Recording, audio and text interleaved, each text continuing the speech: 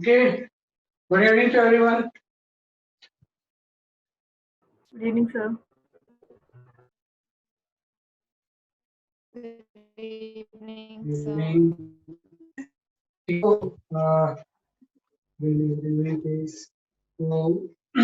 जो we start our class, बीच में हो सकता है ना कि कुछ लोगों के कुछ टॉपिक्स छूटे होंगे, है ना, या पूरा उनको नहीं आया होगा. You keep on joining the class, है ना, आप क्लास ऐसे ही कंटिन्यू करो जैसे हो रही है. जैसे ये चैप्टर खत्म होगा उसके बाद हम इसका एक रिवीजन बैच लगाएंगे. तो that revision batch you can join. Revision batch में आपका जो भी चीज शॉर्टकमिंग्स है ना, या कोई पर्टिकुलर टॉपिक बीच में अगर मिसिंग है तो उसको आप अटेंड कर सकते हैं. राइट, अभी तो फिलहाल है कि एक फ्लो चल रहा है, जिस फ्लो के अकॉर्डिंग जैसी जो चीजें चलनी चाहिए वो आप अटेंड, है ना. मेन चीज है कि आपको इस लॉकडाउन पीरियड का मैक्सिमम बेनिफिट मिले, है ना. हम ये नहीं बोल सकते कि 100% मिले, लेकिन जो भी पीरियड है वो मैक्सिमम बेनिफिट आप इसको गेन, है ना. ये आपका कोई टाइम लॉस नहीं है ना, ये पर्पस है हमारा.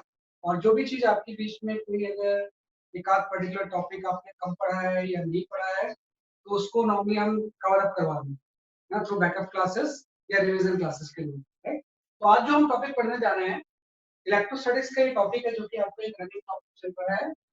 We start with the electric dipole, है ना. आज जो हम टॉपिक पढ़ेंगे we start with the electric dipole, है ना. तो यहाँ पे we study the topic electric dipole. Electric dipole,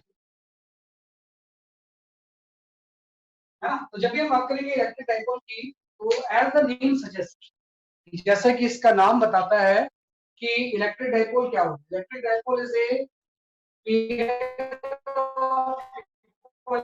opposite charge placed at a small separate. जब भी हम इलेक्ट्रिकल डाइपोल की बात करेंगे electric dipole is a pair of equal and opposite charge.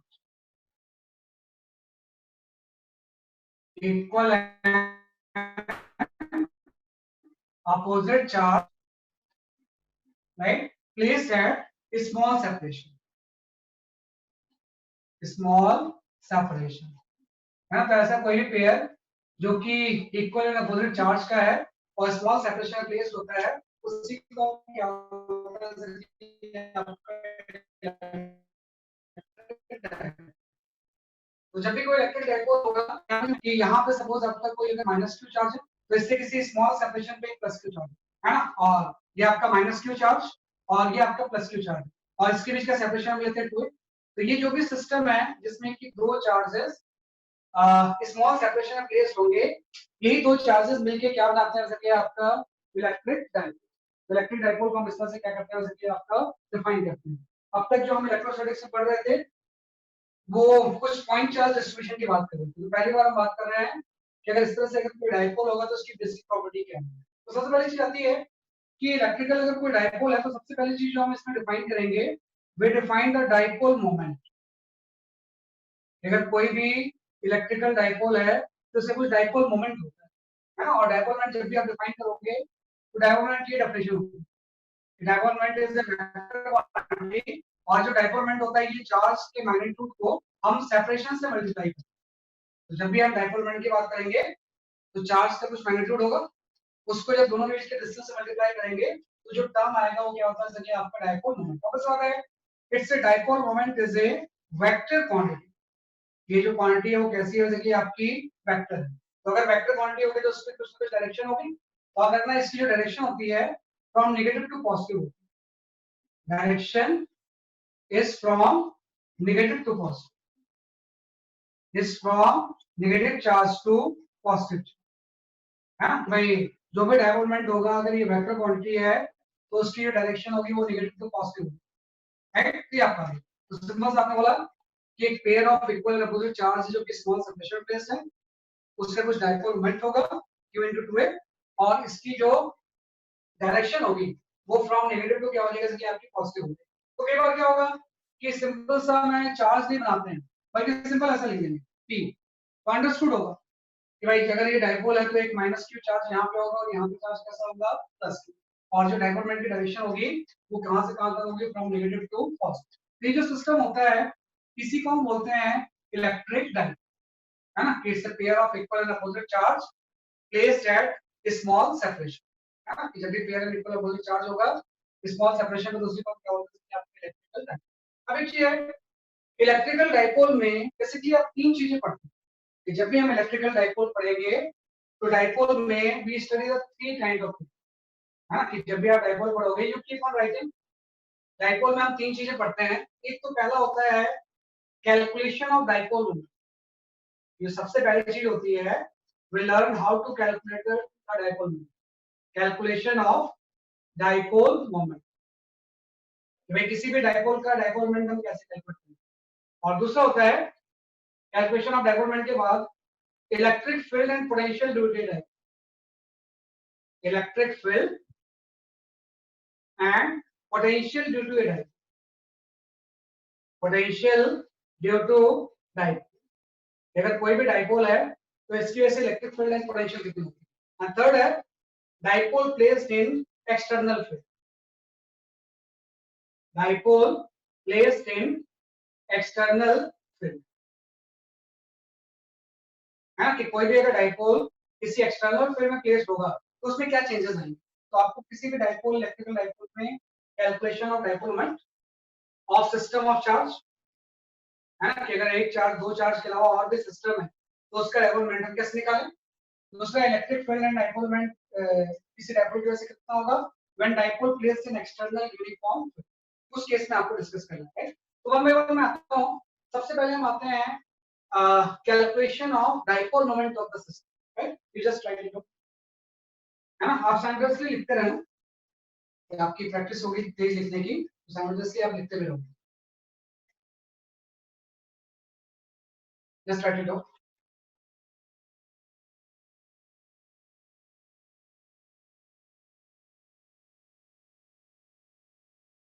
ठीक है, वन बाय वन में हम आते हैं सबसे पहले how to calculate the dipole moment of a system of charge. दो चार्ज थे तब तो उसका सिंपल था कि जो डाइपोल मोमेंट होगा फ्रॉम नेगेटिव टू क्या हो जाएगा, चलिए आपका पॉजिटिव। इस सिस्टम ऑफ चार्ज का मतलब ये हो गया कि दो से ज्यादा चार्ज है।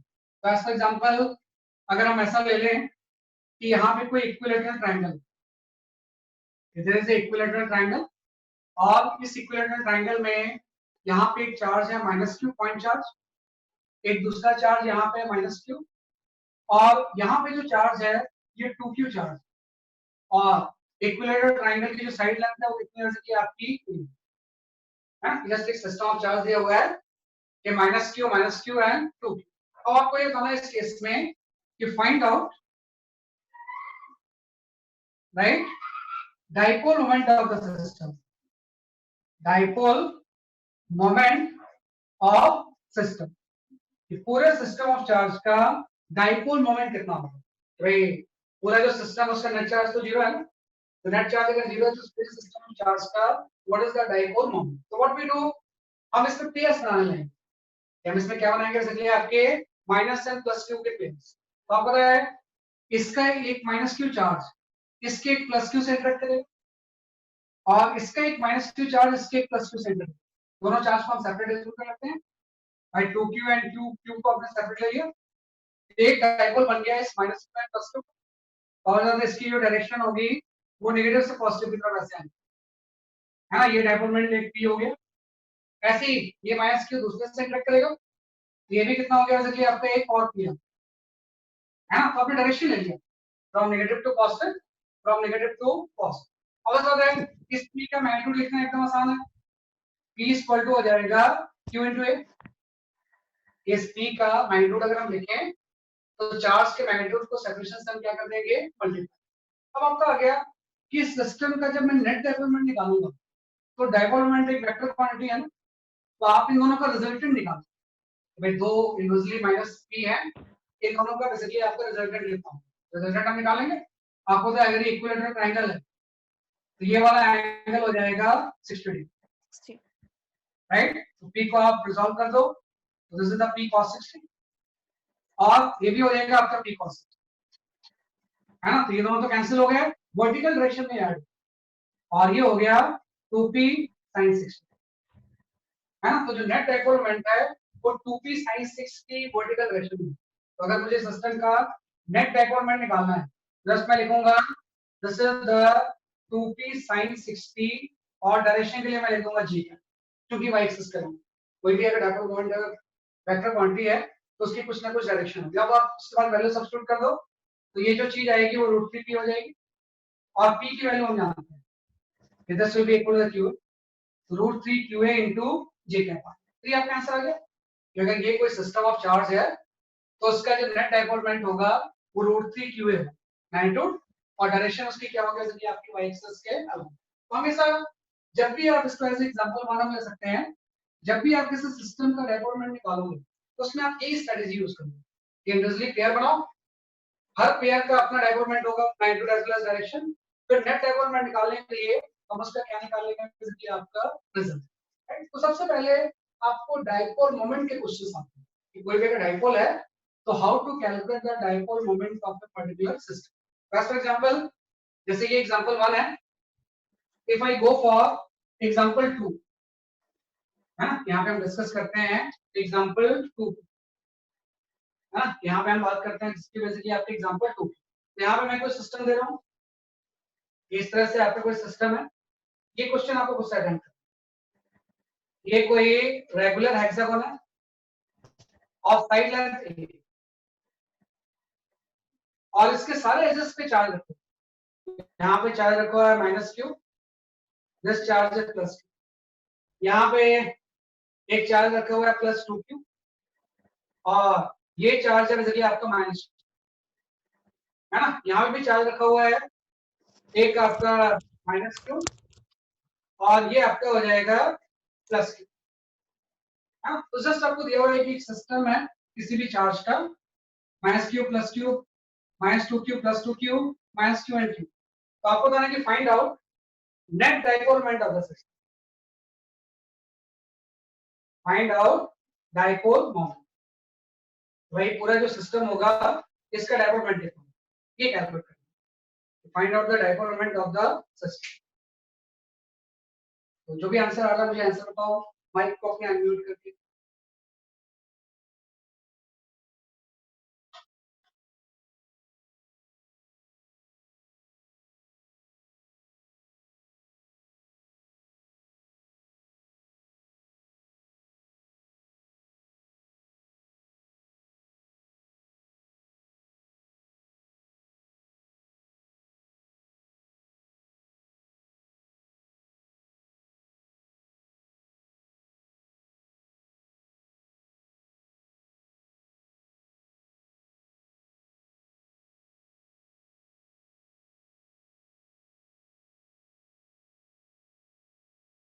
भी आंसर आ रहा मुझे बताओ।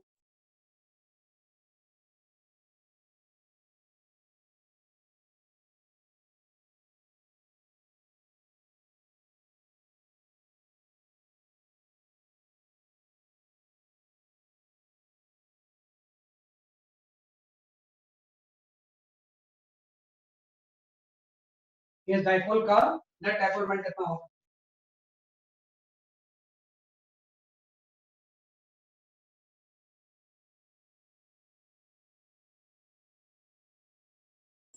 So 2QA. 2QA direction,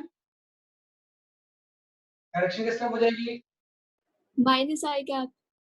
minus आई कैप। बिल्कुल सही आंसर बताया इन्होंने कि इसका जो डाइपोल मोमेंट P नेट होगा ये आपका हो जाएगा 2Q, है ना, और डायरेक्शन जो होगी वो भी सही है माइनस आई। बस हो गया, यही तो करना है आपने, तो बहुत बड़ी चीज थोड़ी है।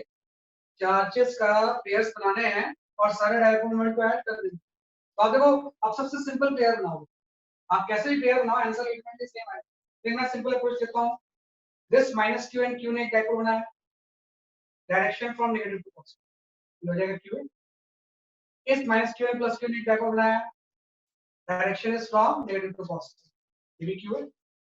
आपको पता है इन दोनों ने भी एक डाइपोल बना लिया, है ना, और इसकी डायरेक्शन जो होगी -2Q से +2Q लेफ्ट में, और ये हो जाएगा 2Q चार्ज का मैग्नीट्यूड इनटू ये सेपरेशन 2a होती है। अगर रेगुलर हेक्सागोन है ये वाली सेपरेशन कितनी होती है, जैसे कि आपकी 2a। तो आप देखो कुछ डाइपोल मोमेंट राइटवर्ड है, कुछ मोमेंट लेफ्टवर्ड, तो नेट डाइपोल मोमेंट माइनस कर दिया जाए। तो जब भी हम नेट डाइपोल मोमेंट लेंगे तो 4QA से दोनों 2QA माइनस हो जाएंगे, तो 4QA माइनस QA तो 2QA आ गया, और डायरेक्शन जो होगी वो लेफ्टवर्ड होगी, लेफ्टवर्ड मींस डायरेक्शन क्या हो जाएगी -2QA इनटू माइनस, राइट। तो ये प्रोसेस हम यूज करते हैं इसको सॉल्व करने, राइट। एकदम सिंपल सी चीज है, दोनों क्वेश्चंस के ऊपर आपके एग्जाम में क्वेश्चंस आए कि कोई भी अगर सिस्टम ऑफ चार्ज है तो how to calculate the dipole moment, है ना।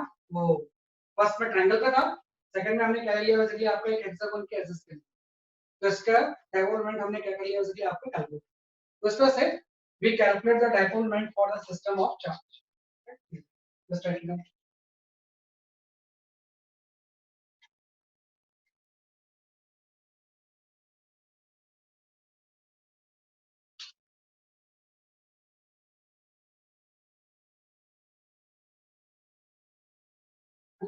इसके बाद आते हैं, ये तो हमने निकाला कि किसी भी डाइपोल का हम डाइपोल मोमेंट कैसे निकालें।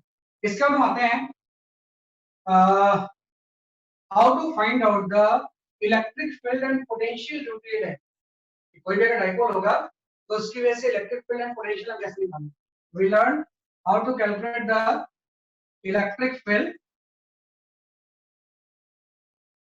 And potential due to a dipole, potential due to dipole, है ना, कि कोई भी अगर डाइपोल है तो उसकी वजह से इलेक्ट्रिक फील्ड एंड पोटेंशियल हम कैसे निकालेंगे। क्योंकि अब इस बात है डाइपोल में तो चार्ज है, तो चार्ज अगर होगा तो सराउंडिंग में उसका इफेक्ट होगा, तो जब उस इफेक्ट को हम किसी वेक्टर क्वांटिटी से रिप्रेजेंट करेंगे तो उसी को हम बोलते हैं इलेक्ट्रिक फील्ड, और जब उस इफेक्ट को हम किसी स्केलर क्वांटिटी से रिप्रेजेंट करेंगे तो उसको हम क्या बोलते हैं कि आपका इलेक्ट्रिक पोटेंशियल। पहले आपको लिखना है कि what is the electric field and potential due to time. हम ऐसा लिखते हैं कि सपोज करो आपने यहाँ पे कोई डाइपोल ले लिया, है ना, ये एक डेरिवेशन भी होता है, this is the A derivation. कई बार एग्जाम में आपके डेरिवेशन पूछा है ना, तो यहाँ पे जस्ट ऐसा आ गया कि यहाँ पे आपने कोई डाइपोल प्लेस किया, इस डाइपोल का डाइपोल मोमेंट P, राइट। तो आपको निकालना है कि इस डाइपोल की वजह से सराउंडिंग में इलेक्ट्रिक फील्ड एंड पोटेंशियल कितना है। तो मैं दो पॉइंट पहले चूज करता हूँ। पहले मैंने चूज किया इसके डाइपोल के अलावा कोई पॉइंट, इस पॉइंट को भी call as a axial point, इसी पॉइंट को हम क्या बोलते हैं एक्सियल पॉइंट। यदि कोई डाइपोल है तो डाइपोल के एक्सिस के अलोंग ये पॉइंट है, इसको हम क्या बोलते हैं एक्सियल पॉइंट। और एक्सियल पॉइंट की इस डाइपोल के सेंटर से जो डिस्टेंस है, राइट, ये सपोज आपका r कोई भी जनरल डिस्टेंस है, आपका मतलब ये है कि एक्सियल पॉइंट r डिस्टेंस पे what is the electric field due to dipole, या इस डाइपोल की वजह से पोटेंशियल देता हूं। और ऐसे ही एक दूसरा पॉइंट मैं लेता हूं, डाइपोल मोमेंट इसका p है, एक आपका हम ले लेते हैं इक्विटोरियल, कि इसके बाइसेक्टर पे जो पॉइंट होता है इसको हम बोलते हैं इक्विटोरियल, इक्विटोरियल पॉइंट, है ना। तो दो तरह के पॉइंट हो गए, डायपोल के अलोंग एक्सियल पॉइंट, और इस पॉइंट को हम क्या बोलते हैं आपके इक्विटोरियल पॉइंट। तो हम दोनों पॉइंट में निकालना चाहते हैं इलेक्ट्रिक फील्ड कितना है ना, दोनों डिस्टेंस हम आगे ले लेते हैं, है ना। सिंपलिसिटी के लिए कोई भी डिस्टेंस, सेंटर से डिस्टेंस, एक्सियल पॉइंट के भी डिस्टेंस आ रहा है और सेंटर से इक्विटोरियल पॉइंट के डिस्टेंस क्या है, राइट। देखो कोई नई चीज नहीं, आपको पॉइंट चार्ज की वजह से तो इलेक्ट्रिक फील्ड निकालना है। तो कोई भी डायपोल होगा तो यहाँ पे एक माइनस क्यू चार्ज होगा और यहाँ पे एक प्लस क्यू चार्ज होगा, और दोनों के बीच का सेपरेशन जो होगा वो 2a होगा, है ना। तो अगर मुझे उस एक्सियल पॉइंट पे फील्ड निकालना है, तो सबसे पहले मैं बात करता हूँ कि what is the electric field as axial point, है ना। तो एक्सियल पॉइंट पे जो फील्ड होती है इसी को कई बार हम ई पैरेलल भी बोलते हैं, we call it the E parallel. Dipole के पैरेलल अगर कोई पॉइंट है तो उस पॉइंट पे इलेक्ट्रिक फील्ड की वैल्यू तो आपको पता है, इस प्लस की वजह से फील्ड होगी, इस माइनस की वजह से फील्ड होगी, दोनों को माइनस कर देंगे, प्लस की वजह से फील्ड राइट फील्ड होगी और माइनस की वजह से फील्ड जो होगी वो लेफ्ट फील्ड होगी, लेकिन ये पॉजिटिव चार्ज डोमिनेट करेगा, इसलिए जो नेट फील्ड होगी वो राइट वर्ड होगी, है ना। ई पैरेलल, इसी ई पैरेलल का आपको मैग्नीट्यूड निकालना है। तो मैग्नीट्यूड निकालने के आपको पता है सेंटर से डिस्टेंस आर है, तो ये वाली जो डिस्टेंस होगी ये r माइनस से हो जाएगी। तो अल्टीमेटली ई पैरेलल जब आप निकालोगे ये हो जाएगा kq बाई r माइनस का, है ना। और इससे नेगेटिव वाला ऐड कर देंगे हम, तो आपको पता है इस नेगेटिव से इसका डिस्टेंस r प्लस a हो जाएगा, तो माइनस kq बाई क्या हो गया चलिए आपका r प्लस a का हो जाएगा, राइट। तो इस पॉजिटिव से अवे और नेगेटिव के towards net field E parallel point पे इतनी, राइट। अब इसी को थोड़ा सा हम सिंपलीफाई कर लेते हैं, इस पूरे कंसेप्ट को हम क्या करते हैं चलिए आपका सिंपलीफाई, कि भाई ई पैरेलल को थोड़ा सा सिंपलीफाई कर लो।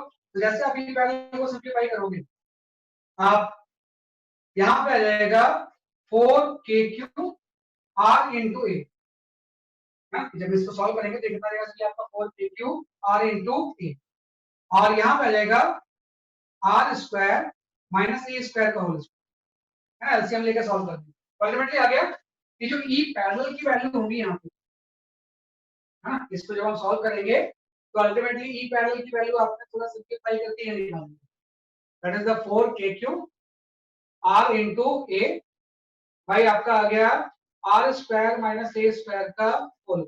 अब एक चीज ध्यान रखना कि जब भी हम डाइपोल पढ़ते थे मैं हमेशा एक वर्ड यूज करता था, place that is small separation, है ना। तो स्मॉल सेपरेशन का मतलब ये होता है this r square is very very large as compare to the a, भाई इस r के रिस्पेक्ट में a बहुत छोटा है, ये जो सेपरेशन है डिस्टेंस के रिस्पेक्ट में क्या है छोटा है। तो आपको पता है अगर ऐसा होगा तो r के रिस्पेक्ट में हम a को नेगलेक्ट कर देंगे, जैसे हम नेगलेक्ट करेंगे तो ई पैरेलल की वैल्यू आ जाएगी, ये आपका हो जाएगा 4kq r into a by r की पावर, है ना। तो अल्टीमेटली एक चीज और ध्यान दो कि इस डाइपोल का डाइपोल मोमेंट क्या होगा, डाइपोल मोमेंट हो जाता है चार्ज इनटू सेपरेशन, तो q into 2a तो हो जाएगा, चार्ज को 2a से हम क्या करेंगे मल्टीप्लाई करेंगे, तो अल्टीमेटली एक r यहां से कैंसिल हो गया, ई पैरेलल का मैग्नीट्यूड इतना, तो ये आपका अल्टीमेटली आ गया 2kp by r, ये आपका कि भाई कोई भी अगर डाइपोल है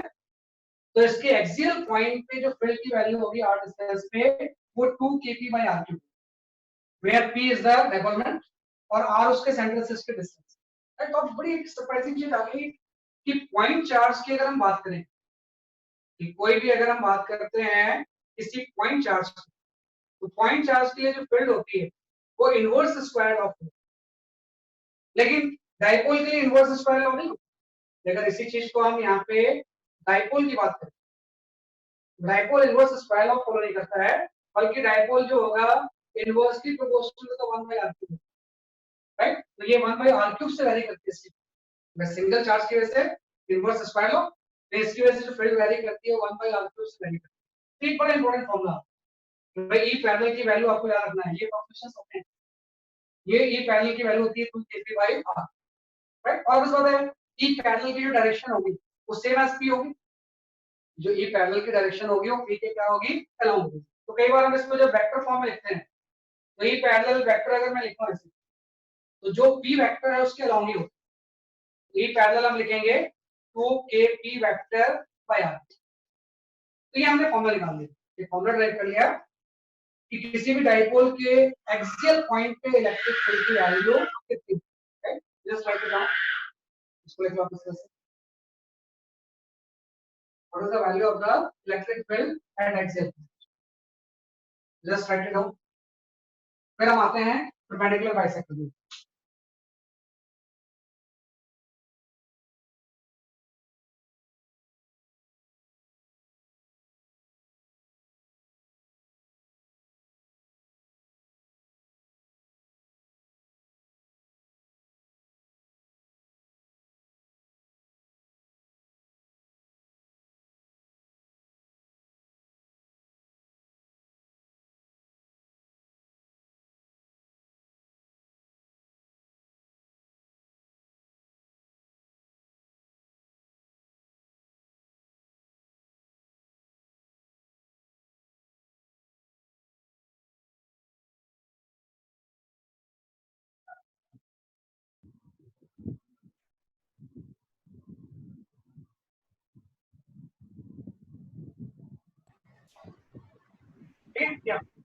ये जस्ट हमने बात की है electric field due to dipole at axial point. Just ये डेरिवेशंस के स्टेप्स आप जानते हैं। इस तरह से अल्टीमेटली ये पैरेलल कितना हो गया 2kp/r3। हम निकालते हैं electric field due to dipole at equatorial point. ये एक्सियल के बजाय हम जो निकाल रहे हैं इलेक्ट्रिक फील्ड कहां पे निकाल रहे हैं? Equatorial point, perpendicular bisector. Perpendicular bisector के सेम पे आप इसको ज्वाइन कर दो, है ना। तो आपको पता है ये डिस्टेंस आपकी a है, ये वाली डिस्टेंस हो जाएगी under root of r square plus a square. ये जो डिस्टेंस हो जाएगी कितना हो जाएगी? Under root of r square plus x square. अब इसे बताइए इस पॉजिटिव की वजह से फील्ड जो होगी वो अवे होगी, है ना, और नेगेटिव के टुवर्ड्स होगी, है ना। पॉजिटिव से अवे, नेगेटिव के क्या हो जाएगा? चलिए आपके टुवर्ड्स। और ये आपको एंगल डिफाइन कर दो थीटा, तो ये वाला एंगल भी थीटा हो जाएगा। तो आपको ना इस फील्ड का वर्टिकल कंपोनेंट तो कैसे हो जाएगा, लेकिन हॉरिजॉन्टल कंपोनेंट ऐड हो, ये आपको हो जाएगा 2e cos। तो सिंपल सा हम बोलेंगे कि एक्सियल पॉइंट पे इलेक्ट्रिक फील्ड ई पैरेलल इतनी होगी, E perpendicular 2e cos theta होगा। तो अब यहां लिख दो कि जो ई परपेंडिकुलर होगा इसका मैग्नीट्यूड हो जाएगा 2e cos। अब इसमें हम वैल्यू सब्स्टिट्यूट करते हैं, ई की वैल्यू हो जाएगी k cube by distance r square plus a square. यहां पे हो गया r square plus a square into cos theta. cos theta की वैल्यू हो जाएगी जैसे आपकी बेस अपॉन हाइपोटेनस।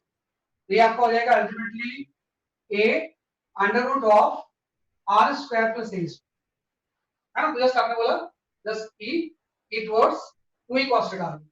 e का मैग्नीट्यूड पुट कर दिया k cube by r square, distance थी, और cos थीटा की वैल्यू आ गई बेस अपॉन हाइपोटेनस। तो अल्टीमेटली जो e परपेंडिकुलर की वैल्यू आती है आपकी, है ना, e परपेंडिकुलर की वैल्यू जो आ गई आपकी वो आ गई चलिए आपकी 2kqa by r square plus a square का 3 बाई, है ना। e परपेंडिकुलर की वैल्यू जो होगी वो 2kqa by r square plus a square का क्या जाएगा चलिए आपका 3/2। इसको भी सिंपलीफाई कर दो जैसे आपने किया था।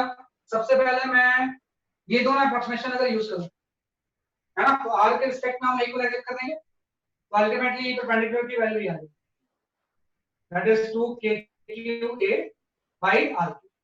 उसके बाद p की जगह पे q पुट कर देंगे, तो ये परपेंडिकुलर की जो वैल्यू आ जाएगी वो आपकी आ जाएगी जैसे आपकी k की वजह, है ना। तो आप देखो इन दोनों फार्मूले में क्या डिफरेंस है। e पैरेलल में 2 का फैक्टर आता है, इसमें 2 का फैक्टर नहीं, और ये परपेंडिकुलर सेम r की वैल्यू के लिए हाफ होता है जो भी आपका e पैरेलल, राइट। तो एक तो ये है कि परपेंडिकुलर kp बाय r होगी, ये भी 1/r³ से वैरी करता है, राइट। ये परपेंडिकुलर आ गया। मेन चीज है डायरेक्शन, जो मेन चीज है वो किसका है कि आपके डायरेक्शन का। तो जब मैं इस चीज को वेक्टर फॉर्म में लिखूंगा, if I right E perpendicular vector, तो आप देखो इसमें तो क्या था कि ई पैरेलल जो थी वो डाइपोल मोमेंट के अलाउंग थी, लेकिन ई परपेंडिकुलर डाइपोल मोमेंट के अलाउंग नहीं है, बल्कि वो क्या है कि आपके डाइपोल मोमेंट के अपोजिट है। डाइपोल मोमेंट अगर राइटवर्ड है तो ई परपेंडिकुलर जो है वो लेफ्टवर्ड है ना, 2e cos थीटा जो है वो लेफ्टवर्ड है इस तरह से, है ना, मतलब अपोजिट होता है। तो जब इसको वेक्टर फॉर्म में लिखोगे एक minus sign introduce, minus kp vector by r, मतलब जो भी p वेक्टर है p परपेंडिकुलर उसके कैसा होता है, जैसे आपका अपोजिट। ये आपने निकाला किसी भी डाइपोल की वजह से एक्सियल एंड इक्वेटोरियल पॉइंट पे how to calculate the electric field. Just आपका सिंपल सा 2-3 लाइन का डेरिवेशन जो कि आपको आना चाहिए। और डायरेक्शन इंपॉर्टेंट चीज है कि एक्सियल पॉइंट पे डायरेक्शन डाइपोल के अराउंड, और इक्वेटोरियल पॉइंट पे जो डायरेक्शन होगी वो डाइपोल की कैसी होगी, जैसे आपकी अपोजिट। इस तरह से हम इसको डिफाइन करते हैं। मतलब इस पूरी चीज को अगर मैं समराइज करूं, राइट, पहला क्वेश्चन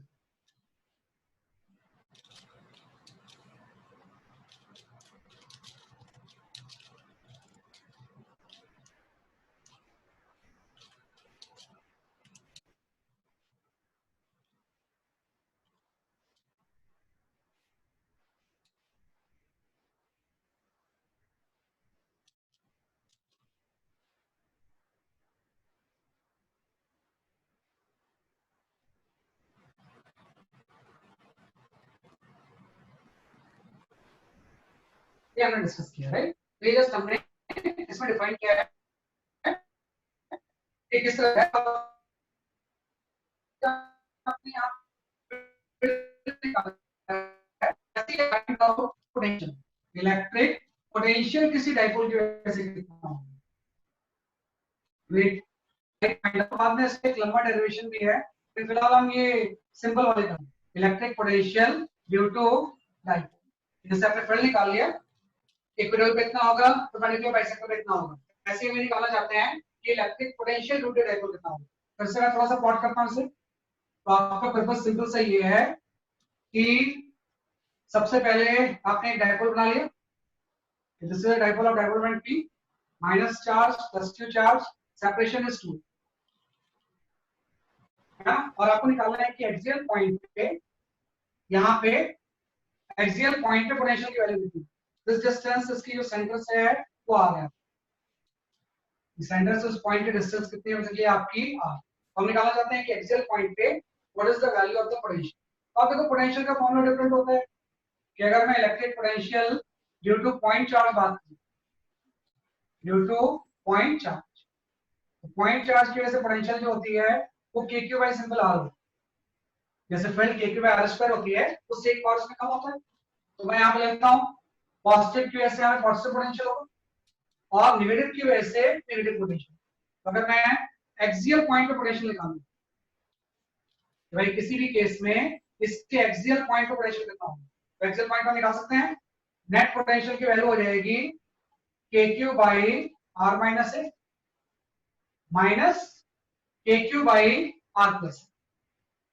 सिंपल सही आ गया, यहाँ पे आ गया kq minus r minus a, r minus plus आ गया। किसी को अगर मैं एलसीएम ले लूं तो एक्सियल पॉइंट पे ये आपका आ जाएगा 2kqa by r square minus a, हाँ, v की वैल्यू हो जाएगी 2kqa, r स्क्वायर माइनस क्या हो जाएगा a स्क्वायर हो जाएगा। अगेन इसमें भी वही है कि r will be very large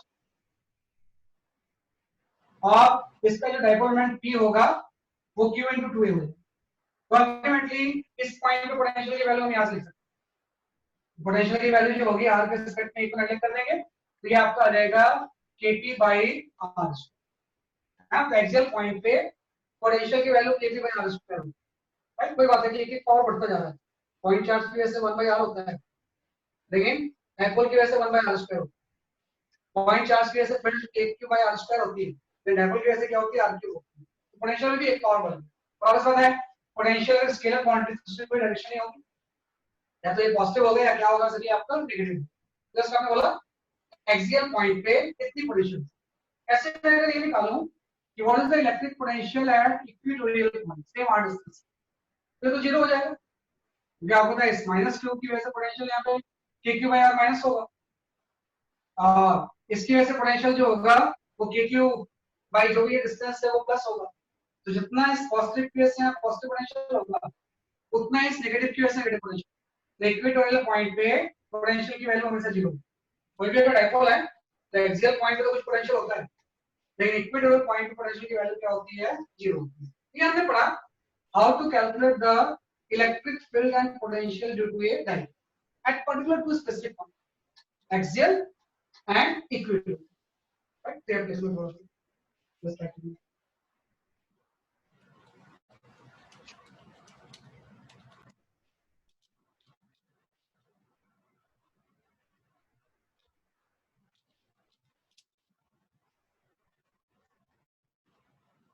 ये हमारी क्लास वैसी होती है जैसे फिजिकल क्लास में, नॉट मच डिफरेंस। बस ये होता है कि आप सामने ना बैठ के मैं आपके एक्सप्रेशंस नहीं देख सकता, है ना। बाकी सिमिलर होती है, जो भी चीज आपको पूरी पढ़ाई जाएगी, जैसा फिजिकल में पढ़ाया जाता है एग्जैक्टली वैसे ही हर चीजें, सब चीजें डेरिवेशंस न्यूमेरिकल्स पूरी 100% पढ़ाई जाती है। इसमें कोई ऐसा नहीं कि कोई चीज हम स्किप करके आगे चलते, सब चीजें डिटेल में।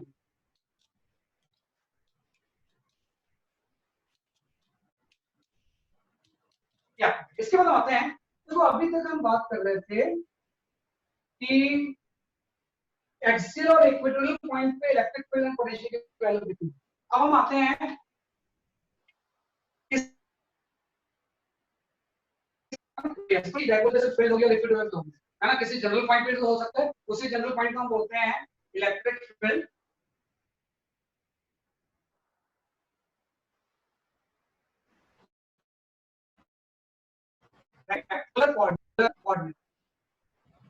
कोऑर्डिनेट r थीटा, है ना, जैसे xy कोऑर्डिनेट होता है वैसे पोलर कोऑर्डिनेट भी होता है r and थीटा, है ना। किसी भी डायपोल की वजह से किसी जनरल पॉइंट पे कितना हो, जनरल पॉइंट का मतलब ये है कि ये आपका कोई डायपोल है ना, और डायपोल के सेंटर से किसी r डिस्टेंस है ना, ये एंगल अगर थीटा है तो इस पॉइंट पे फील्ड कितनी है ना, इसी पॉइंट को हम बोलते हैं r थीटा। जो इस पॉइंट का पोजीशन वेक्टर r है और उसका जो डायपोल से एंगल है वो कितना है, आपका थीटा है, तो इसी को हम बोलते हैं पोलर कोऑर्डिनेट। ये पॉइंट यहां पे हो सकता है कि यहां पे कितनी हो, तो r थीटा कोई भी क्या है, जैसे कि आपका जनरल पॉइंट, इस डायपोल की वजह से इस पॉइंट पे फील्ड कितनी। तो इसमें सिंपल सा देखो, कोई जो आपने फॉर्मूला पढ़ा है, ये आपने पढ़ा है कि जो E पैरेलल होता है वो होता है 2kp/r3, और जो E परपेंडिकुलर होता है इसका हाफ होता है kp/r3, है ना। इसी को हम इसमें यूज करते हैं। आपको अगर डायपोल अगर वेक्टर क्वांटिटी है ना, तो इस वेक्टर क्वांटिटी को हम क्या कर सकते हैं, रिजॉल्व कर सकते हैं। हम क्या करेंगे, इस P को रिजॉल्व करेंगे, तो P का ये वाला जो कंपोनेंट होगा ये आपको बनेगा P cos θ, और P का जो ये वाला कंपोनेंट होगा ये आपका हो जाएगा P sin θ। दो कंपोनेंट आ गए, P का P cos θ आ गया और P sin θ आ गया। अब आप थोड़ा सा दिमाग लगाओ, इस P cos θ के लिए ये जो पॉइंट है ये एक्सियल पॉइंट इधर है भाई, पूरे P के लिए एक्सियल पॉइंट नहीं है, लेकिन P cos θ के लिए पॉइंट कौन सा है, जैसे कि आपका एक्सियल पॉइंट, मतलब इस P cos θ की वजह से यहाँ पे एक E पैरेलल है, और उस E पैरेलल का S according to this formula बस P की जगह पे क्या आ जाएगा, P cos θ आ जाएगा, 2kp cos θ भाई क्या हो जाएगा ये r। भाई P को आपने सॉल्व किया, P cos θ P sin θ, तो P cos θ के लिए एक्सियल पॉइंट, तो ये पैरेलल की वैल्यू आ गई 2kp cos θ बाय r। ऐसे हम निकालेंगे ये परपेंडिकुलर, तो अगर P sin θ का ये बाइसेक्टर इधर है, तो P sin θ की वजह से एक E परपेंडिकुलर आ जाएगा,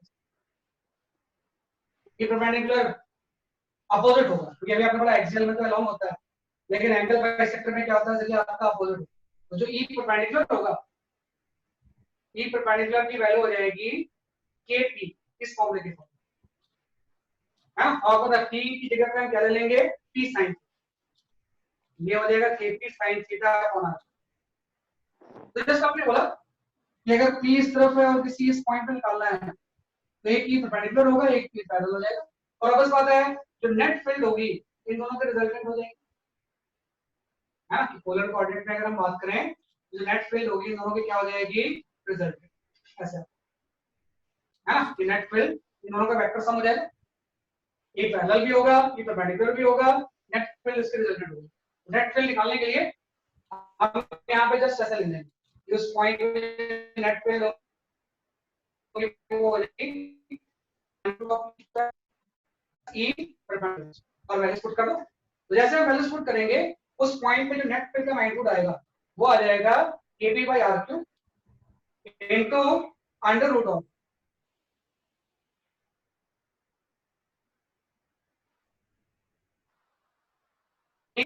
आपको जानना होता है भाई किसी भी आर थीटा पे फील्ड का मैग्नीट्यूड कितना होगा। तो अगर इसके सेंटर से डिस्टेंस आर है, इसका एंगल थीटा है, तो उस आर थीटा पे नेट फील्ड जो होगी ये पैरेलल उसका रिजल्टेंट वो आप कह देंगे kp by r cube 3 cos square theta plus 1, right. इस वजह से थीटा चेंज होगा, फील्ड चेंज होगा। अगर मैं थीटा यहाँ पे 0 ले लूं तो ये आ जाएगा, और थीटा अगर 90 ले लूं तो ये आ जाएगा। हाँ भाई थीटा अगर मैं इसको रोटेट करके थीटा ऐसे 0 ले लेता हूँ तो एक्सियल पॉइंट तो आगे होगा।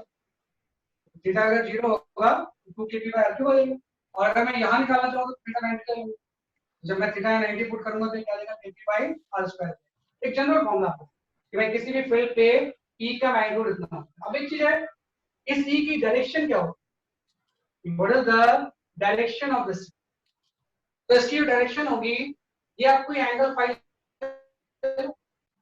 नेट फील्ड कुछ E पैरेलल से एंगल कितना बना रहा है फाई बना। तो हम यहाँ पे लिख सकते हैं tan फाई, है ना। हम यहाँ पे क्या लिख सकते हैं, जैसे कि आपका tan फाई, और tan फाई की वैल्यू हो जाएगी परपेंडिकुलर बाय बेस, ये हो जाएगा आपका E perpendicular by theta. tan phi आपको हो जाएगा परपेंडिकुलर बाय बेस, राइट। और जब हम ये वैल्यूज पुट करेंगे दोनों, है ना, तो सारे टर्म कैंसिल होंगे, tan फाई की वैल्यू हो जाएगी tan थीटा बाय 2। याद है, तो ये दोनों फॉर्मूले हैं कि किसी भी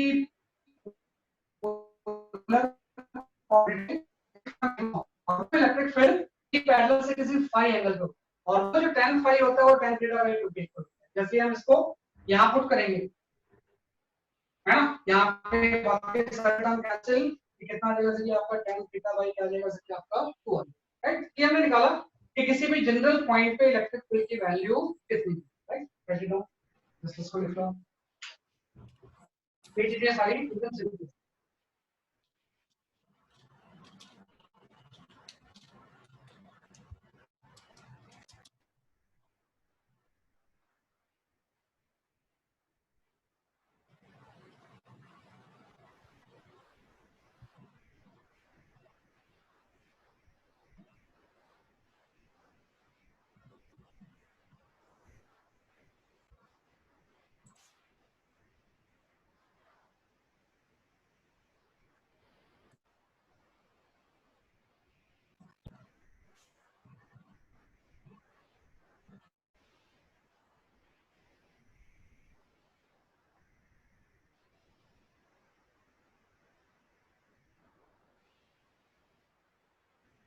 पूरा प्रॉब्लम कि हम इस दूसरे का इंतजार नहीं करेंगे बल्कि प्रॉपर स्टडी करेंगे।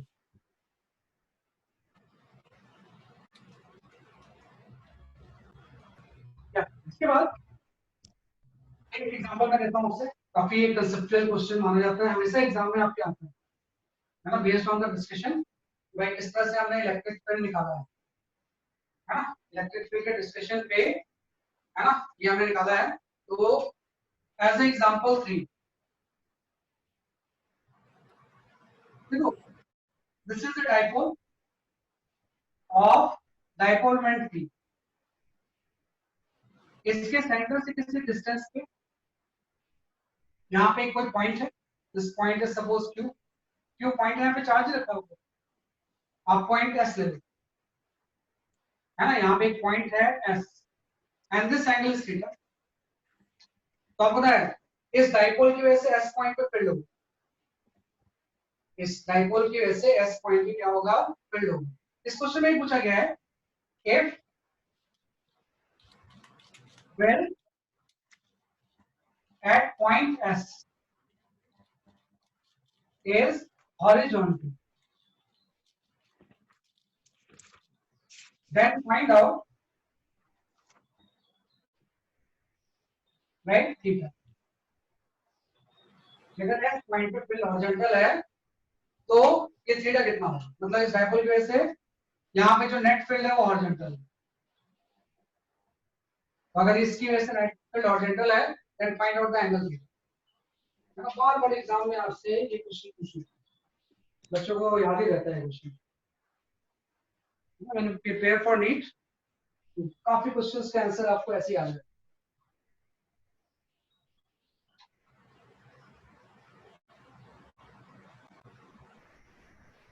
जो भी आपके आंसर है मुझे बताना।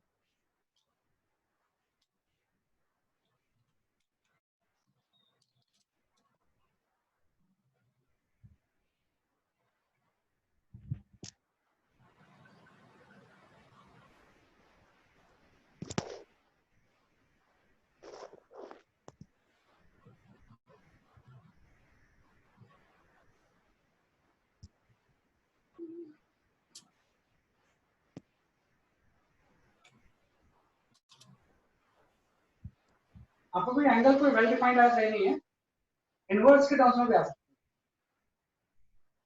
है। आंसर आपका इनवर्स के टर्म्स में।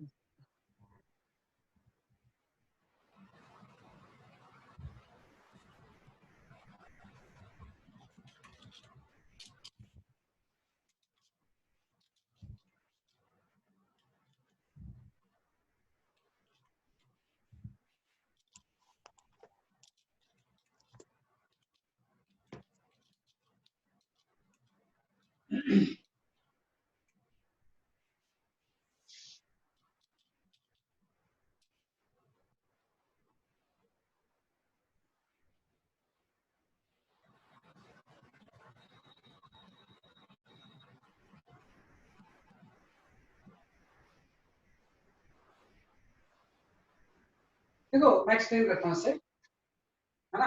मेरे ख्याल से काफी आप ट्राई कर रहे हो, मुझे निकल रहा है। तो कोई आंसर आ रहा है तो मुझे बताओ, मैं बताऊं क्या? राइट।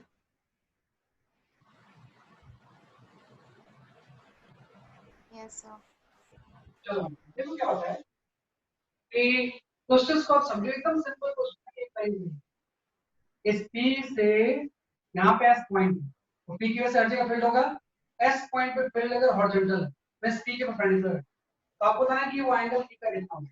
कुछ नहीं इसमें है, आपको नाम दो P की वजह से यहाँ पे नेट फील्ड ऐसा है ना, और आपको क्या P को अगर मैं ऐसे रिजॉल्व कर दूं T cos थीटा, ये डायरेक्शन ई पैरेलल की तो हो जाएगी, इस ई कॉस्टल से क्या हो जाएगा सर आपका ई पैरेलल, और ये जो चीज होगी ये हो जाएगा पी साइन थीटा, तो इसके अपोजिट ये हो जाएगा ई परपेंडिकुलर, ऐसे तो होगा कि भाई पी की वजह से ई पैरेलल भी है ई परपेंडिकुलर भी है और दोनों का रिजल्टेंट पी जो कि हॉरिजॉन्टल है। तो आप एक थोड़ा सा ध्यान दो कि ये एंगल अगर थीटा है तो यहाँ पे ये वाला एंगल भी आपका जो होगा ये थीटा हो जाएगा, सही है। अगर ये वाला एंगल थीटा है तो दोनों के ऊपर नॉर्मल का पिच का एंगल भी कितना होगा थीटा होगा, और ये वाला एंगल जो होगा ये 90 माइनस थीटा होगा। तो आपका क्वेश्चन सॉल्व हो तो गया। अभी आपने पढ़ा है ई और ई पैरेलल के बीच का एंगल को तो हम फाई बोलते हैं। फाई इसमें क्या होता है, angle between right E vector and E parallel है ना। भाई ई रिजल्टेंट जो फील्ड है और ई पैरेलल के बीच एंगल कितना हो सकता है आपका फाई होता है। और अभी आपने पढ़ा कि अगर ये एंगल थीटा है और ये वाला एंगल अगर फाई है तो डाइपोल के केस में ये रिलेशन सीधे रिलेशन को आप यूज करें। जो tan फाई होता है इस tan फाई की जो वैल्यू होती है ये tan theta by 2, tan phi की वैल्यू क्या होगी कि आपकी tan थीटा बाय 2 और आपकी कंडीशन के अकॉर्डिंग फाई 90 माइनस थीटा आपको पता है कि फाई एंगल बिटवीन ये यानी पैरेलल होता है, तो tan फाई की वैल्यू tan थीटा बाय 2 होती है और आपके रिलेशन के अकॉर्डिंग फाई की वैल्यू 90 माइनस थीटा है। यहां से tan 90 माइनस थीटा हो गया equal to tan theta by 2 और tan 90 minus theta cos theta हो जाएगा है ना। इसको अगर हम ले जाएं तो ये हो जाएगा cos theta, cot theta equal to tan theta by 2 means cot theta reciprocal हो जाएगा तो tan स्क्वायर थीटा की वैल्यू जो होगी ये 2 हो जाएगी, मींस थीटा की जो वैल्यू होगी वो कितना जाएगी tan इनवर्स 2। आना ही आना ये क्वेश्चन निकालना पक्का आता है हर साल नीट में किसी ना किसी ईयर में इस क्वेश्चन को किसी ना किसी फॉर्म में पूछते राइट कि अगर डायपोल वर्टिकल है और किसी पॉइंट पे नेट फील्ड अगर हॉरिजॉन्टल आ रही है तो ये एंगल कितना होगा, तो सीधा आ गया आपका ये 90 माइनस थीटा है आपके अकॉर्डिंग ये फाई होता है और हम रिलेशन डायरेक्ट जानते हैं tan phi equal to tan theta by 2 होता है। पुट किया थीटा की वैल्यू tan इनवर्स इससे tan इनवर्स √2 पे वो एक कोई पॉइंट होगा जहां पे फील्ड की वैल्यू कैसी होती है जैसे कि आपकी हॉरिजॉन्टल बाकी जगह पे किसी एंगल पे इस पॉइंट पे फील्ड की वैल्यू कैसी होगी हॉरिजॉन्टल, तो ये आपका आंसर है थीटा की वैल्यू कितनी रहेगी tan इनवर्स 2। तो हम इस तरह सॉल्व कर सकते हैं, तो इस तरह से आप इसको डिफाइन करें।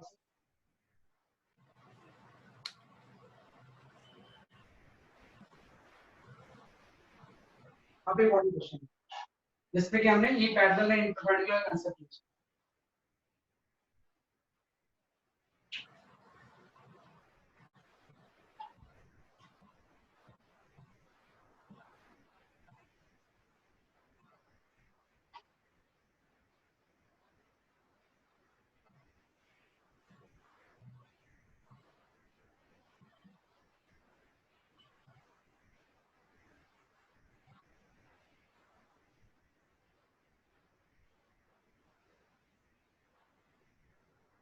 ठीक है। तो ये आपने एक न्यूमेरिकल अटेम्प्ट, इसके बाद हम आते हैं डाइपोल का थर्ड पार्ट है ना। कि दो पार्ट आपने पढ़ लिए कि how to calculate the dipole moment और दूसरा हमने पढ़ा how to calculate the field and potential due to dipole की डेरिवेशन उसमें भी बचा हुआ है तो मैं करवाऊंगा है ना कि पोटेंशियल का एक बहुत इंपॉर्टेंट डेरिवेशन है जो कि आपको करना है। उसके अलावा थर्ड पार्ट पे आते हैं व्हेन डाइपोल इज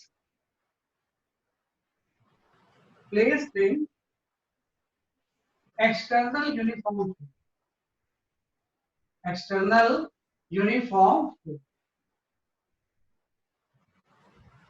कहीं भी अगर एक्सटर्नल यूनिफॉर्म फील्ड है उसमें अगर हम डाइपोल को प्लेस कर दें तो क्या होता है ना। यूनिफॉर्म फील्ड का मतलब हो जाएगा यहाँ पे कोई फील्ड एग्जिस्ट कर रही है यूनिफॉर्म, नहीं इसके बीच का सेपरेशन क्या है कांस्टेंट, यूनिफॉर्म फील्ड है और इस यूनिफॉर्म फील्ड में we have placed one dipole, electrical dipole P place कर दिया अंडरस्टूड होगा। अगर डाइपोल है तो यहाँ पे एक -q चार्ज होगा और यहाँ पे एक +2 चार्ज और इसके बीच का सेपरेशन जो होगा आप 12 लेते हैं ऐसा।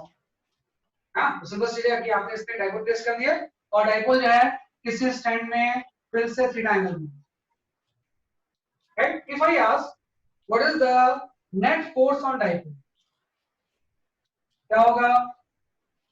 Net force on dipole, 0. इस फील्ड में अगर हम इसको रखें तो नेट फोर्स ऑन डाइपोल कितना हो जाएगा? 0. नेट फोर्स 0 हो जाएगा, ऑब्वियस बात है, क्योंकि जैसे हमने डाइपोल यहाँ पे प्लेस किया, इस पॉजिटिव पे फील्ड के अराउंड फोर्स लग जाएगा Q, Couple. और नेगेटिव पे फील्ड के अपोजिट लग जाएगा Q, है ना? पॉजिटिव पे फील्ड के अराउंड, नेगेटिव पे फील्ड के अपोजिट, तो नेट फोर्स की वैल्यू हमेशा क्या हो जाएगी? 0। Net force on the dipole जो होगा ये 0 हो जाएगा। ठीक ध्यान रखना, ऐसा तभी होगा व्हेन फील्ड इज यूनिफॉर्म, है ना? अगर नॉन यूनिफॉर्म फील्ड होती तो इसमें नेट फोर्स कुछ हो सकता था। Net force on the dipole तभी 0 होता है जब फील्ड की वैल्यू क्या होती है, जैसे कि आपकी यूनिफॉर्म है। अब देखो नेट फोर्स 0 है, लेकिन एक रोटेशन की टेंडेंसी है, एक कपल ऑफ फोर्स बन रहा है, तो नेट टॉर्क 0 नहीं होता है, हम टॉर्क निकाल लेंगे। भाई कपल ऑफ फोर्स बन रहा है तो उस पर रोटेट करना चाहिए, जैसे हम फिर में प्लेस करेंगे क्लॉकवाइज, तो टॉर्क की वैल्यू निकाल लेते हैं।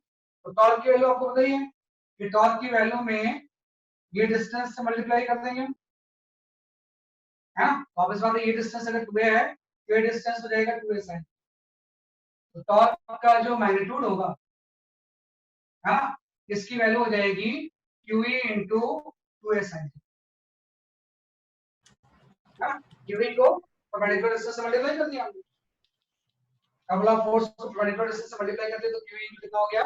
2a sin। तो आपको पता है Q into 2a ही तो P होता है, टॉर्क का जो मैग्नीट्यूड होगा उसकी वैल्यू हो जाएगी P sin, where theta is the angle between the dipole moment and electric field। तो टॉर्क का मैग्नीट्यूड आ गया, इसको बहुत अच्छे से अगर हम लिखें वेक्टर फॉर्म में, तो टॉर्क वेक्टर की जो वैल्यू होती है ये होती है P क्रॉस, है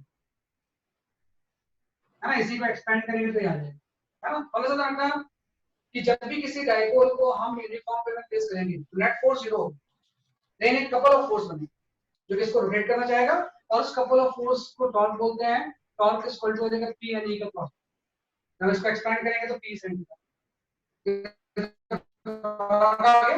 इसके अलावा जब आप इसको फील्ड में प्लेस करते हो तो इसकी कुछ पोटेंशियल एनर्जी है, तो हम यहाँ पे डिस्कस करते हैं कि what is the potential energy of a dipole, potential energy of dipole due to external field,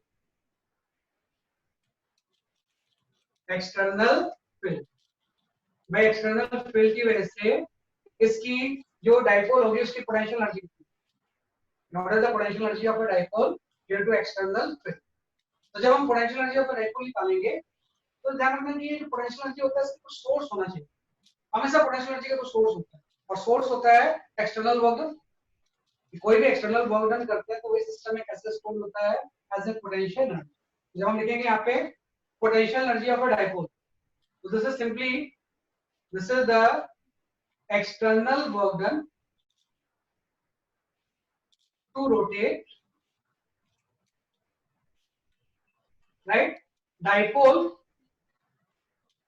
in field। ये पोटेंशियल एनर्जी कहां से आएगी? External work done to rotate the dipole in field, कि डाइपोल को external field में rotate करने के लिए with constant speed, with constant speed. इस डाइपोल को मुझे एक्सटर्नल फील्ड में कांस्टेंट स्पीड से रोटेट करना है, तो जो एक्सटर्नल वर्क डन करना पड़ेगा वही डाइपोल में कैसे स्टोर होगा एज ए पोटेंशियल एनर्जी। तो जब हम यहाँ पे पोटेंशियल एनर्जी लिखेंगे U, ये वर्क डन हो जाएगा, और यही वर्क डन हो जाएगा integration of torque into dt, है ना? क्योंकि रोटेशनल वर्क डन है तो टॉर्क इनटू क्या होगा, जैसे आपका dt होगा। और आपसे बात है कि टॉर्क की जो वैल्यू है we can simply put the P sin theta into dt, और रखना यहाँ पे पहले dWm लिख लो, है ना भाई, या इसको du लिख लो, ये work done is equal to, ये आपको आ जाएगा इंटीग्रेशन ऑफ d। यस, अब आपको पता है कि थीटा की कुछ लिमिट लेनी पड़ेगी ना, तो ध्यान रखना थीटा जब 90 होता है तो उस टाइम हम पोटेंशियल एनर्जी जीरो लेते हैं। वैसे जस्ट ए मेयर चॉइस है, आप कुछ दूसरा ले सकते हैं। थीटा 90 पे आपने पोटेंशियल एनर्जी कितना लिया? 0, और किसी भी थीटा एंगल पे आपको पोटेंशियल एनर्जी निकालना है। तो जब भी हम पोटेंशियल एनर्जी डिफाइन करेंगे तो कोई रेफरेंस हो, तो जस्ट एक मेयरली चॉइस है, इससे थोड़ा सा फॉर्मूला सिंपल हो जाता है। आप थीटा 0 पे भी 0 ले सकते हो, आप थीटा 30 पे भी 0 ले सकते हो, तो कहीं भी ले सकते हो। तो थीटा 90 पे अगर पोटेंशियल एनर्जी 0 है तो किसी थीटा पे आपको पोटेंशियल एनर्जी यू निकालना है। यहाँ से यू की वैल्यू आ जाएगी, इसको जैसे हम इंटीग्रेट करके लिमिट पुट करेंगे ये आपको आ जाएगा माइनस पी कॉस, हाँ इस साइन का इंटीग्रेशन क्या हो जाएगा माइनस कॉस थीटा, ये हो जाएगा माइनस पी कॉस, और यही हो जाएगी चीज माइनस पी डॉट। पी और ई का क्या होता है डॉट प्रोडक्ट होता है। तो सिंपल सा आपके पास तीन चीजें आ गई कि जब भी हम किसी डाइपोल को एक्सटर्नल यूनिफॉर्म फ्रेम में प्लेस करेंगे, नेट फोर्स 0 टॉर्क 3 क्रॉस ई होगा, और इसको रोटेट करने के लिए जो वर्क डन होगा वो पोटेंशियल एनर्जी होगी, और वो पी एंड ई का डॉट प्रोडक्ट है, तो वो पी एंड ई का क्या हो जाएगा डॉट प्रोडक्ट। ये पी एंड ई का डॉट प्रोडक्ट है जहां मैं पोटेंशियल एनर्जी पूरा लिख दूं, पोटेंशियल एनर्जी है, तो ये जस्ट अपने फॉर्मूले पर टॉर्क पी क्रॉस ई होता है, और जो पोटेंशियल एनर्जी हो जाएगा वो कितना हो जाएगा कि आपका minus P dot E, right. ये फॉर्मूले बस लिख लो, when dipole is placed in an external uniform field.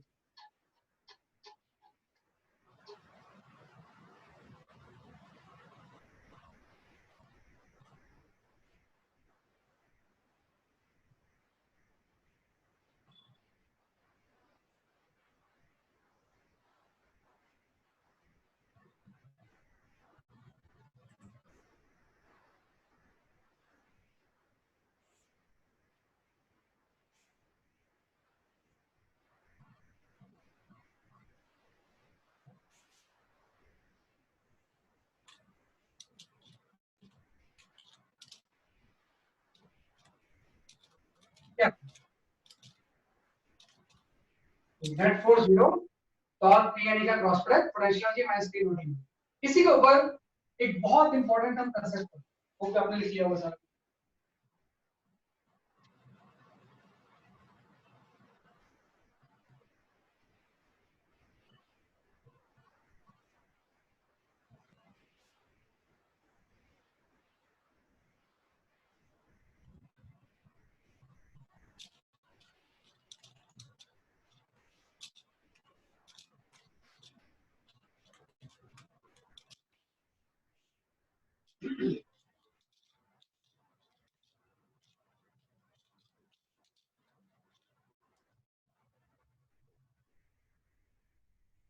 क्या इसके बाद आते हैं कि हम थोड़ा सा आपको इक्विलिब्रियम के बारे में डिस्कस करना है।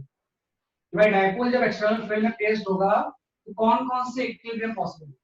मैंने ऐसा बोला कोई यूनिफॉर्म फील्ड, यूनिफॉर्म फील्ड कहीं पे यूनिफॉर्म फील्ड एग्जिस्ट कर रहा है, और ये जो यूनिफॉर्म फील्ड है ये E है, और यहां पे आपने कोई डाइपोल इस तरह से प्लेस कर दिया P फील्ड के अलाउंग, है ना, डाइपोल आपने कैसे प्लेस कर दिया जैसे कि आपके फील्ड के अलाउंग, है ना। तो आपको पता है इस केस में थीटा फिर 0 हो जाएगा, थीटा अगर 0 होगा तो टॉर्क की वैल्यू भी क्या हो जाएगी 0, और फोर्स भी 0 है ना, टॉर्क भी 0 और फोर्स पहले से 0 होता है ना। उस फॉर्मूले के अकॉर्डिंग P sin के अकॉर्डिंग थीटा 0 होगा तो टॉर्क भी 0 होगा, तो इसकी चीज को हम बोलेंगे इक्विलिब्रियम में। अगर हम ऐसे प्लेस करेंगे तो डाइपोल क्या होगा इक्विलिब्रियम में। लेकिन what will happen to the potential energy, अगर हम वहां पे थीटा 0 पुट करेंगे तो पोटेंशियल एनर्जी माइनस पी है, मतलब टॉर्क 0 है इक्विलिब्रियम है, एक पोटेंशियल एनर्जी माइनस पी, मतलब potential energy minimum, potential energy क्या है मिनिमम। समझ में आना, जब भी कोई डाइपोल इक्विलिब्रियम में हो पोटेंशियल एनर्जी मिनिमम होती है, तो इस तरह के इक्विलिब्रियम को हम बोलते हैं stable equilibrium, stable equilibrium. This kind of equilibrium is simply called stable equilibrium, है ना। जैसे आपने डाइपोल किया है और इक्विलिब्रियम अगर मिनिमम पोटेंशियल एनर्जी आ गई तो स्टेबल इक्विलिब्रियम। स्टेबल इक्विलिब्रियम में क्या होता है, when disturbed dipole oscillate, when disturbed right dipole oscillate, है ना, कि जैसे हम इसको स्टेबल इक्विलिब्रियम पोजीशन पे डिस्टर्ब करेंगे ना, डाइपोल क्या करता है जैसे कि आपका इस तरह से ऑसिलेट करने लगता है ना, क्योंकि आपको पता है जैसे आप इसको डिस्टर्ब करोगे टॉर्क इसको वापस वही है ना, भाई टॉर्क जो लगेगा वो इसको वापस अपनी पोजीशन में ले जाएगा, क्योंकि इसके ऊपर क्यू इधर लग जाएगा और इसके ऊपर क्यू इधर लग, जैसे हम डिस्टर्ब करेंगे वापस से स्टेबल जाएगा और इस तरह से ऑसिलेट करेगा। तो जब भी किसी डाइपोल को स्टेबल से डिस्टर्ब करते हैं तो ऑसिलेट, हाँ ऐसे अगर मैं ले लूं एक डिफरेंट केस कि मैं इस डाइपोल को ऐसे उल्टा प्लेस कर दूं, तो आपको इस केस में थीटा 180 डिग्री हो जाएगा, और अगर थीटा 180 डिग्री होगा तो आपको अगेन फोर्स एंड टॉर्क की वैल्यू जीरो, तो इक्विलिब्रियम तो अभी भी है, then what will happen to the potential energy, theta 180 degree put करेंगे तो वो प्लस p हो जाएगी, प्लस बी। पोटेंशियल एनर्जी की वैल्यू हो जाएगी p, मींस ये मैक्सिमम हो जाएगा, है ना। तो जब भी पोटेंशियल एनर्जी इक्विलिब्रियम पोजीशन में मैक्सिमम होती है तो उसको हम बोलते हैं अनस्टेबल इक्विलिब्रियम, इसका जो इक्विलिब्रियम होगा वो अनस्टेबल इक्विलिब्रियम है ना, इसका जो इक्विलिब्रियम होगा वो कैसे इक्विलिब्रियम हो जाएगा, अनस्टेबल। अनस्टेबल का मतलब है कि पार्टिकल वापस नहीं आएगा बल्कि उसी डायरेक्शन में रोटेट करेगा, when disturbs particle dipole rotate in same direction, है ना, dipole rotate, है ना, कि जैसे हम इसको इक्विलिब्रियम पोजीशन से डिस्टर्ब करेंगे तो ये वापस ऑसिलेट करने के बजाय उस डायरेक्शन में रोटेट करेगा। ये बड़ी इंपॉर्टेंट चीज है कि जब थीटा 0 डिग्री होगा तो ये इक्विलिब्रियम को हम बोलेंगे स्टेबल, और जब थीटा 180 डिग्री होगा तो इक्विलिब्रियम जो होगा वो कैसा होगा, जैसे आपको अनस्टेबल, स्टेबल के अबाउट कोई भी चीज ऑसिलेट करती है और अनस्टेबल से जब डिस्टर्ब करेंगे तो उसी डायरेक्शन में रोटेट करेंगे जिस डायरेक्शन में हम इसको डिस्टर्ब करें, राइट। ये बड़ी इंपॉर्टेंट चीज होती है ना, जिस तरह से हम इसको क्या करते हैं डिफाइन, राइट। तो ये जस्ट हमने 3 टॉपिक डिस्कस किए, उसमें लास्ट टॉपिक था when dipole placed in A external uniform field, right. तो उसके ऊपर बेसिक एग्जांपल है वो आप सॉल्व कर लो, मैं इसको लिखने के बाद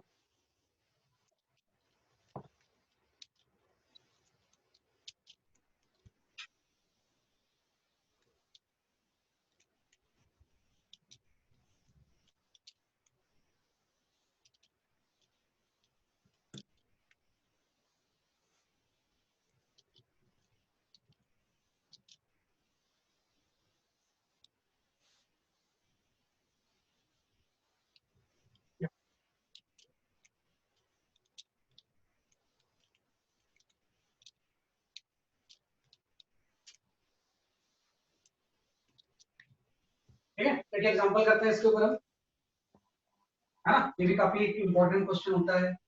तो क्या है, there is a, this can be the example number 4, there is a uniform electric field,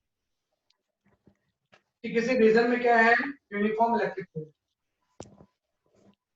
है ना, और एक हम यहाँ पे डाइपोल लेते हैं, एक डाइपोल में क्या होगा, दो मास लगे होंगे, नेगेटिव चार्ज पॉजिटिव चार्ज, इसका मास जो है वो m है, चार्ज ऑफ कोर्स -2, इसका मास भी m है, चार्ज ऑफ कोर्स प्लस, और बीच में जो कनेक्शन है ना ये मासलेस है, and electric field receive, electric field कितना दिया हुआ है आपको, ये दिया हुआ है, तो बीच में कोई रॉड वगैरह लगी होगी वो मासलेस है, दो पॉइंट मास लगे हुए और डाइपोल बना है। तो अभी आपने पढ़ा कि इस तरह से अगर डाइपोल है तो ये स्टेबल इक्विलिब्रियम पोजीशन, ये किसमें बेसिकली आपका स्टेबल इक्विलिब्रियम पोजीशन, तो जब इसको डिस्टर्ब करेंगे तो ऑसिलेट करेगा, हाँ। तो आपको क्वेश्चन ये पूछा गया है कि व्हेन slightly rotated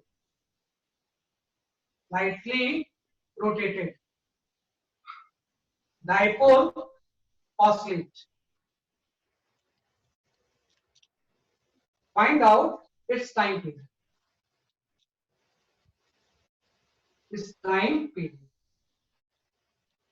क्या पता, अगर स्लाइटली हम रोटेट करेंगे तो डाइपोल इस तरह से ऑसिलेट करेगा, इसका टाइम पीरियड कितना, कैलकुलेट करो क्या टाइम पीरियड, भाई आपको बोला स्टेबल से जब भी हम डिस्टर्ब करेंगे तो डाइपोल क्या करता है, ऑसिलेट,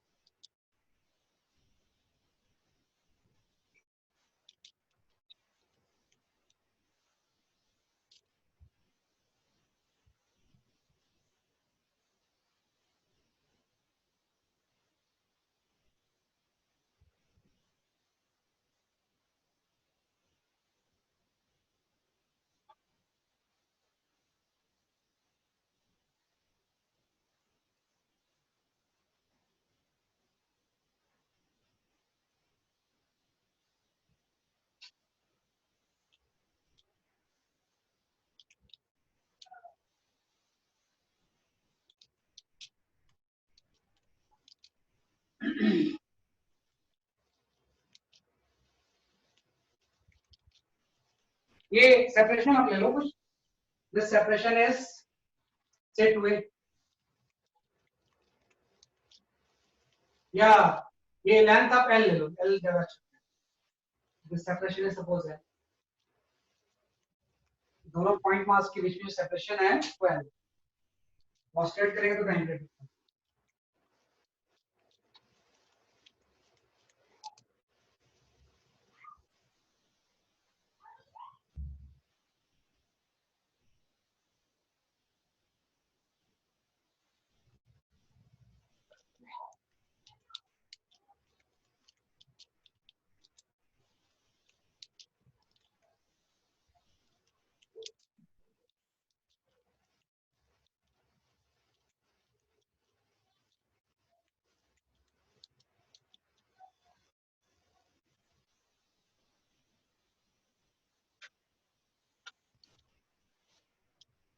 Sir, हाँ क्या था बेटा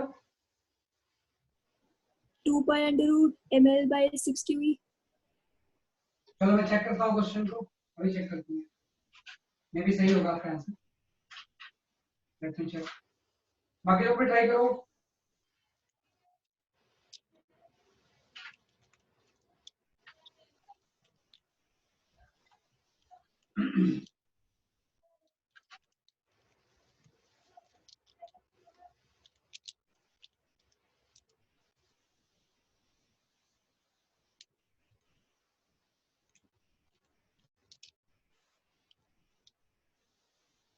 देखो क्या बेटा, इसमें कई स्टूडेंट्स को ना इसका फॉर्मूला याद होता है, ये इस तरह से जब टाइम ऑसिलेट करता है ना डाइपोल, तो इसका टाइम पीरियड का फॉर्मूला ये होता है, time period is equal to 2 by under root of I by PE,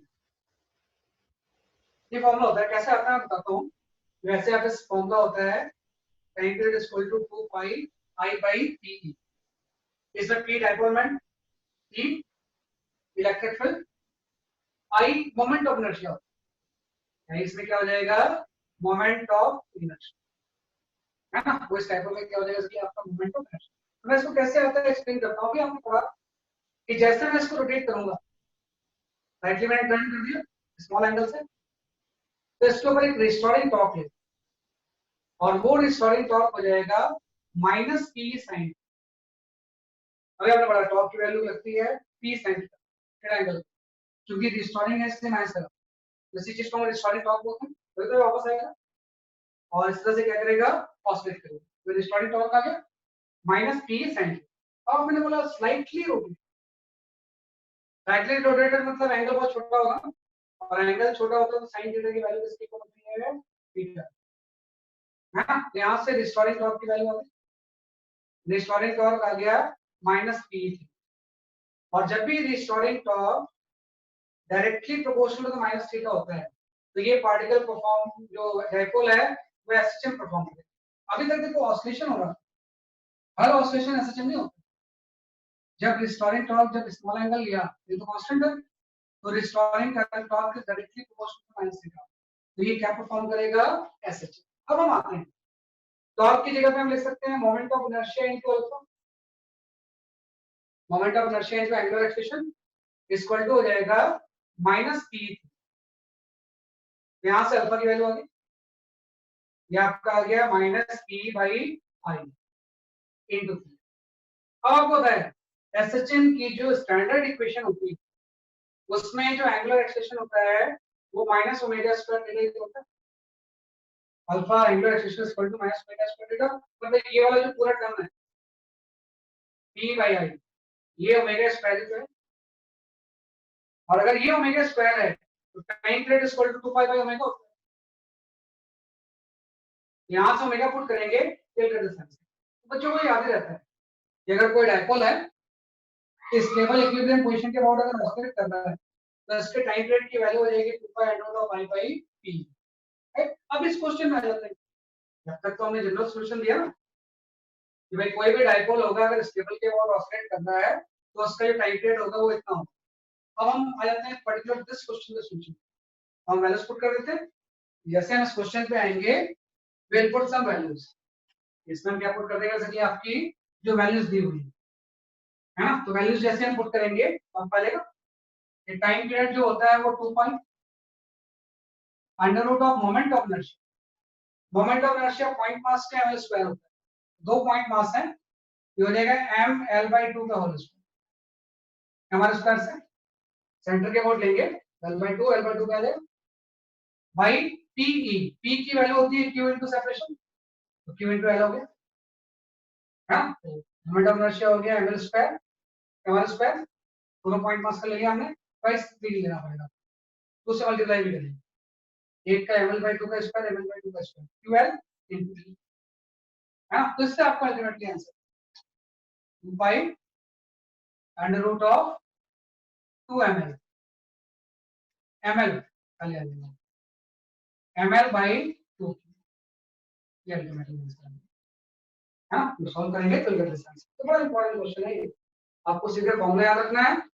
कैसे वो फॉर्मूला है मैंने बता दूं, ये थोड़ा सा एसएचएम की थ्योरी अगर आपने 11th में पढ़ी होगी तो उसके अकॉर्डिंग आपने करना है। तो ये अल्टीमेटली क्वेश्चन आ गया, ये भी क्वेश्चन आपके एग्जाम में बार बार आता है नीट में क्वेश्चन, हाँ। भाई इस तरह से अगर डाइपोल ऑसिलेट कर रहा है तो उसके टाइम पीरियड की वैल्यू कितनी है, तो ये आपको हो जाएगा ml/2 करते हैं।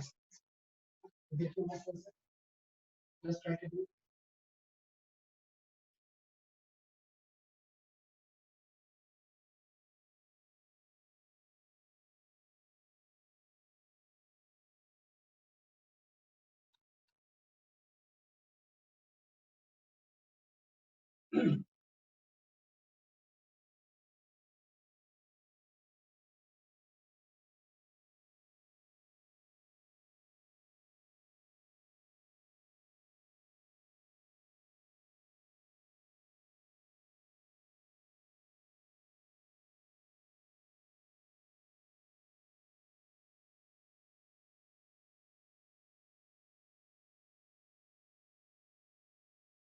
ठीक है, ये हमने इसको डिस्कस किया, ठीक है। तो इस तरह से हम इसको डिफाइन, ये हमने इलेक्ट्रिक डाइपोल के बारे में, है ना, कि जब सिंगल पॉइंट चार्ज के बजाय अगर दो डाइपोल्स होंगे तो उसकी प्रॉपर्टीज हमने, ठीक है। एक लास्ट क्वेश्चन एज एग्जांपल 5, अगर आपने अभी कर लिया तो ठीक है, नहीं तो this is going to be the, पहले आप ट्राई करो यहाँ पे, काफी इंपॉर्टेंट क्वेश्चन है। एग्जांपल 5 में हम ऐसा ले सकते हैं, देखो ये कोई डाइपोल एक है, इस डाइपोल का डाइपोल मोमेंट है P, और इससे किसी सेपरेशन पे एक दूसरा dipole, this dipole moment is, इसका डाइपोल मोमेंट P2, हाँ, एक सेपरेशन पे रखे हुए हैं, और इनके सेंटर के बीच की डिस्टेंस जो है वो है, हाँ, इस सेंटर के बीच की डिस्टेंस कितनी है इसकी आपकी x। तो मेरा जस्ट एक कंसेप्चुअल क्वेश्चन है, will these two dipole repel और अट्रैक्ट, ये दोनों डाइपोल रिपेल करेंगे और अट्रैक्ट, क्या आपको लगता है, अगर डाइपोल हम ऐसे प्लेस करेंगे तो एक दूसरे के पास आएंगे या रिपल्शन,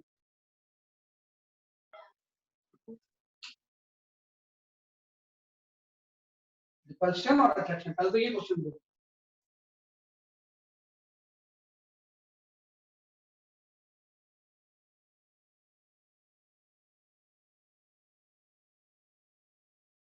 क्या सोचते हो, जो भी सोचते हो मुझे बता दो आप, इसमें तो कोई सॉल्व नहीं करना है ना, आपको तो बताना है कि रिपेल करेंगे अट्रैक्ट करेंगे, ठीक है, जो आपको लगता है वो बताओ। Attract. अट्रैक्ट होगा, सिंपल सा है, आपको ध्यान दो, ये नेगेटिव है, ये पॉजिटिव है, ये नेगेटिव है, ये पॉजिटिव, तो ये दोनों पास में है ना, तो ये डोमिनेट करेंगे तो अट्रैक्शन, तो इसको दोनों अट्रैक्ट, आपको ये बताना है कि find out force with which both attract each other, attract each other, अगर ये अट्रैक्ट करेंगे कितने फोर्स से अट्रैक्ट, है ना, ये अट्रैक्ट तो आपने सही बोला कि अट्रैक्शन, अगर ये डाइपोल इस तरह के बजाय ऐसे रखे होते हैं P1 एंड P2, है ना। तो इस केस में रिपेल करते हैं, है ना। अगर एक्सियल रखे होते हैं तो अट्रैक्ट, और अगर पैरेलल ऐसे रखे होते हैं तो ये क्या करते हैं, एक दूसरे को रिपल्शन, रिपेलेशन, पॉजिटिव नेगेटिव, इस केस में रिपल्शन होता है। लेकिन आपको क्वेश्चन सॉल्व करना है, ये करना है, find out the force with which both attract, ये भी कर सकते हो बाद में।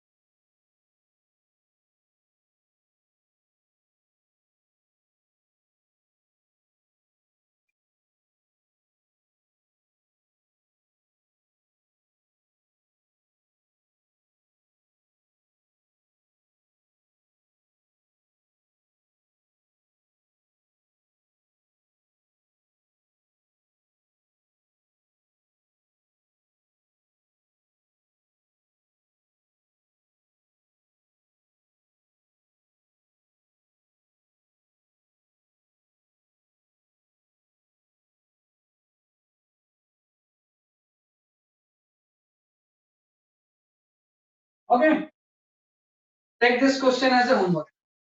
ना इसमें टाइम लगेगा कैलकुलेशन में, है ना। मैं हिंट देता हूं कि फोर्स इज इक्वल टू होता है minus D you by D. Potential energy निकाल के डिफरेंशिएट करोगे, इन दोनों की पोटेंशियल एनर्जी निकाल के डिफरेंशिएट करोगे तो फोर्स आएगा इन बोथ केसेस, राइट। तो take it as a homework, और नेक्स्ट क्लास में सबसे पहले इसी का आंसर मुझे, ये अगर दोनों अट्रैक्ट कर रहे हैं then what is the attractive force, right। Next class में डाइपोल में अभी एक डेरिवेशन बचता है ना, तो वो डेरिवेशन पहले करेंगे, उसके बाद फिर आगे, right. That is all for today, right. Okay, bye bye for today, Thank you, sir. Bye, sir. Bye bye Thank bye. you, sir. Next class में इसको रिवाइज करके आना, है ना। रिवाइज करके आओगे तो फिर आगे पढ़ते हैं, okay, bye bye. Yes, sir. Thank you, sir. Bye, sir.